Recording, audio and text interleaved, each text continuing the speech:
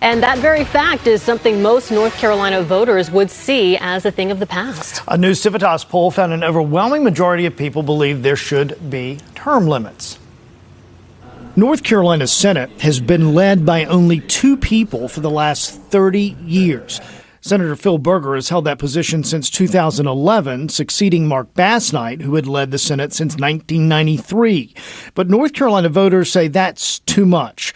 85% believe leaders of the General Assembly should have term limits. Only 5% say they shouldn't. I think a lot of the answer comes down to the just traditional sense that people shouldn't be staying in power too long.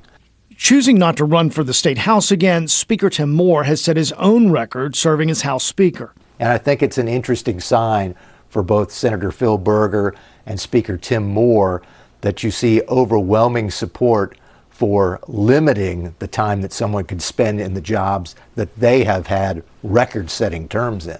So how much time? 47% of respondents said 2 terms, which equals 4 years, is long enough. Not to single out any current or past leaders, Mitch Kokai with the conservative John Locke Foundation says people tend to have a certain perception of longtime leaders. It's the old Lord Acton statement that power tends to corrupt and absolute power corrupts absolutely. So the longer you're in power, the more likely you're going to have this chance to be corrupted by that power.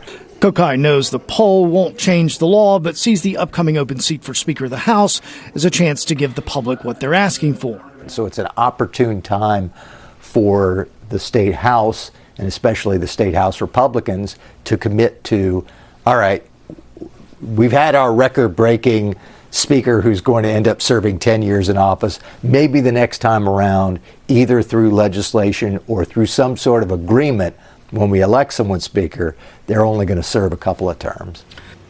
And it's interesting, isn't it, how it's kind of a mirror image of what the country sees as far as the U.S. House and Senate are concerned. And, age really didn't come up in this, but that's certainly another factor when we think of national polls. More things to consider as we come to election season. That's right. That's right. All right, Russ, thanks.